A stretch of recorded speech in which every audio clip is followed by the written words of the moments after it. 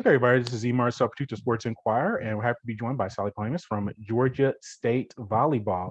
Sally, tough times in Jacksonville for the team, dropped three matches. But let's start with the Virginia Tech match. You won the first two sets, and even held a lead in the fifth set, but just weren't able to come out with the victory. What do you take away from that contest? I'm sure you reviewed it and looked it over. Yes, for us, we definitely did not get the W's, but we learned a ton. And it was great. One of my friends gave me a quote this week, and I think that it's from Bobby Bowden, but I'm not 100% sure, but I'll give him credit right now. It's that when you're turning a program into a winning program, first you lose big, then you lose small. Then you win small, then you win big. And so we're right at the cusp of that losing small. So many of our sets were 25, 23, 26, 24. And some of them we won, some of them we lost. And so we are right there. And that's a big key for us, is playing in that 20 plus points and owning those points. And we were tied with Virginia Tech at 13-13.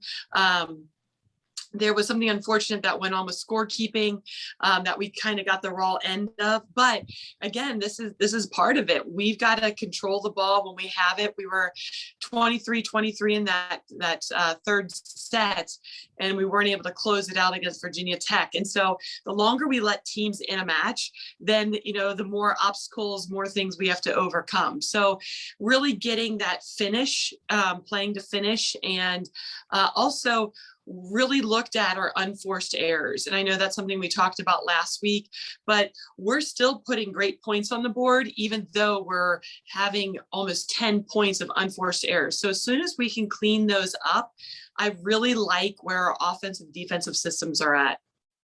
Yeah, and looking at that weekend as well, you won the first set of your matches against Davidson and North Florida. What does that say about the team? You're able to win the first set, but just unable to come out with the victory. What is that? The team just having to learn how to close better? But can you look at it and say, hey, well, at least we got off the good starts? How do you approach a team with success early, but not so much success late? So one of the things that we've noticed is we're doing a really nice job following the scattering report for the first set. And then all of a sudden we start to get a little casual in that, where we've got to continue to make adjustments and adjust to the opponent. So it's having that endurance from a tactical and technical standpoint. In that first set versus Virginia Tech, we only made 3 hitting errors. So that was a really clean game for us. And then we jumped up to 9. So there's a big difference with a team that's very even with you from a physical standpoint and a volleyball level standpoint when you amass that many errors. A positive from that weekend has been the emergence of Claire Lewis against the Virginia Tech. She had 31 assists, 16 digs for a double-double. What about her development and her finding herself into the rotation in the lineup for you? Yes, she's been a kind of permanent fixture for us all preseason and in this pre-conference. She does a really nice job running the floor. She knows where to set the ball, when to set the ball. She's a really nice tempo. And, especially for a freshman coming in, she's done a fantastic job for us. Excuse me. Go ahead. Oh, so yeah, she's just done a fantastic job for us. Yeah, and and you mentioned she being a freshman having to work on tempo in the set.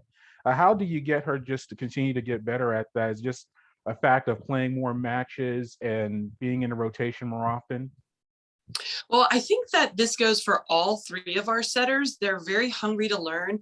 So you have the technical side, but you also have the tactical side. And, making smart decisions at the end of sets is something we really worked on this week. Why this set is better than this set, why this hitter in this play set is the best option. And so there's a lot that a setter has to be able to take in and process very quickly. And so with that, the speed of the game, everything else, I really like how our setters' growth is coming. We still have a long way to go with all of them and where we want to be by the end of conference season, but they come in every day ready to work. And now we have the GSU Invitational Part 2. And then you're back for another home tournament, starting with Alcorn State tomorrow on September 10th. They're winless this season, but you also face some pretty solid teams as well in Stetson and Presbyterian. What are you looking to get out of this weekend? Obviously, you want to get the wins, but what do you want to see from the team as you continue to grow towards conference season? Well, all three teams bring something very different. And even though Alcorn State is winless, they have some key players that can take big swings and they can get you out of system. They play a little bit more attack the open floor instead of a system type of offense. And so they can be a handful. And, again, it's us limiting our unforced errors for them. For Stetson and Presbyterian, we'll start to see a lot of 5-1s where we're running a 6-2. So we don't see that necessarily all the time in practice. So adjusting to their setter and their offense in that way. Also, with Stetson, we have a player that is, getting a ton of swings a set. And so it's the first time we've really seen a go-to player that's had almost double the amount of attempts. And, how do we handle that type of player, that type of go-to player? And how do we still manage all the other players when you have a go-to player like that? And then in Presbyterian, it's very interesting. Their setter also hits in the front row and is one of their best attackers. And so you have three very different offenses, three very different defenses. So I really like this playing these three teams third weekend to allow us to really adjust and find our rhythm and, control the game from our side of the net.